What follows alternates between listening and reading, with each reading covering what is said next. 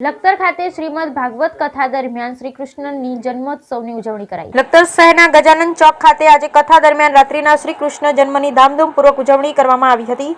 લખતર શહેરમાં આવેલા ગજાનન ચોક ખાતે દેવભૂમિ રમણધામ સેવા સંસ્થાના જીવાપુરા દેત્રોજ શિવ ગોરખનાથજી જગ્યા દ્વારા આયોજિત શ્રીમદ ભાગવત કથાના 17/3/2024ના રોજ પ્રારંભ કરવામાં આવી છે।